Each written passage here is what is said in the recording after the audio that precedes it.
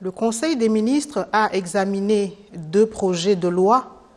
et écouté 2 communications. Au titre des projets de loi, le Conseil des ministres a examiné et adopté le projet de loi organique déterminant les conditions de mise en œuvre de l'état de siège et de l'état d'urgence en République togolaise. Les pouvoirs publics disposent généralement de divers mécanismes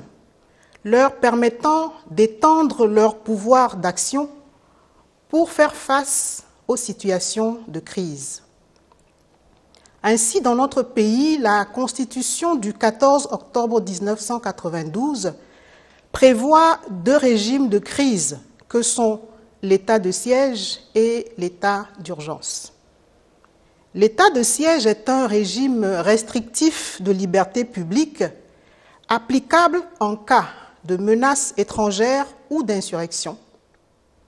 Il autorise de façon temporaire l'accroissement du contenu des pouvoirs ordinaires de police,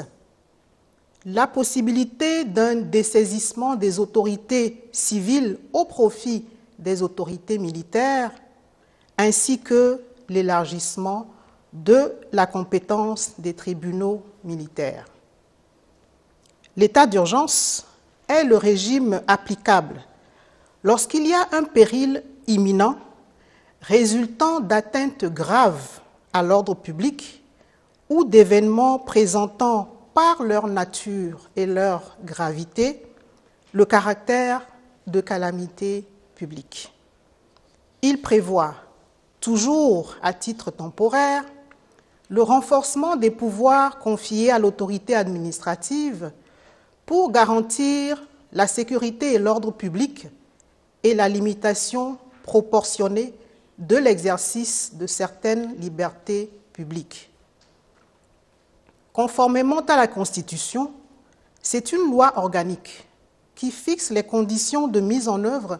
de l'état de siège et de l'état d'urgence. C'est dans cette optique qu'est adopté le projet de loi organique déterminant les conditions de mise en œuvre de l'état de siège et de l'état d'urgence en République togolaise, qui permettent au gouvernement de disposer d'un cadre légal pour la prise de mesures efficaces et contrôlées, comme celles rendues nécessaires dans le cadre de la gestion de la crise sanitaire liée à la pandémie de Covid-19 et la mise en œuvre, le cas échéant, des dispositions relatives à l'état de siège pour faire face notamment aux risques sécuritaires. En effet, la situation sécuritaire dans la sous-région est marquée ces dernières années par l'apparition et l'intensification des attaques menées par des groupes terroristes et extrémistes violents dans les pays du Sahel. À ces nouvelles menaces s'ajoutent des catastrophes naturelles et des crises de toutes sortes. Ce projet de loi organique procure donc les moyens nécessaires à l'administration pour faire face à ces défis tout en assurant un juste équilibre entre la préservation des libertés publiques et individuelles et la sauvegarde de la paix, de la sécurité, ainsi que la protection de la santé publique et de l'ordre constitutionnel. Le Conseil des ministres a examiné et adopté le projet de loi organique modifiant la loi organique numéro 2019-024 du 26 décembre 2019 portant composition, organisation et fonctionnement du Conseil économique et social. La mise en application de la loi organique portant composition, organisation et fonctionnement du Conseil économique et social en vue de l'opérationnalisation de cette institution de la République a révélé quelques insuffisances, notamment relatives à la pertinence des dispositions concernant la désignation des membres, leur répartition par secteur d'activité et leur mode de rémunération. Dans le but de remédier aux difficultés d'application qui en résultent, le présent projet de loi précise les attributions du Conseil économique et social, actualise le mode de désignation et les secteurs de provenance de ses membres, incluant le public, le privé et la société civile, et détermine les modalités de fixation de leurs indemnités. L'adoption de la loi organique modifiant la loi organique numéro 2019-024 du 26 décembre 2019 portant composition, organisation et fonctionnement du Conseil économique et social permettra à notre pays de rendre le Conseil économique et social opérationnel en procédant à la désignation de ses membres. Au titre des communications, le Conseil des ministres a écouté une première communication relative à l'audit du fichier électoral de 2023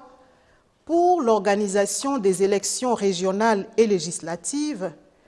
présentée par le ministre de l'Administration territoriale, de la décentralisation et du développement des territoires. L'audit externe, effectué du 20 au 27 octobre 2023 par une équipe d'experts de l'Organisation internationale de la francophonie, a conclu que le fichier électoral de 2023,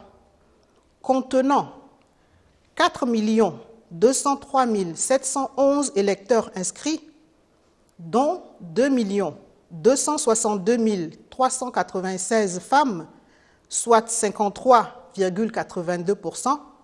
et 1 941 315 hommes, soit 46,18%, est suffisamment fiable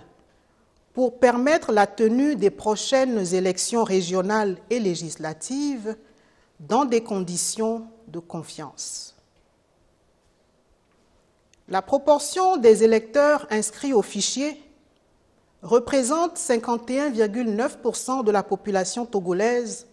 dénombrée par le recensement général de la population et de l'habitat de 2022.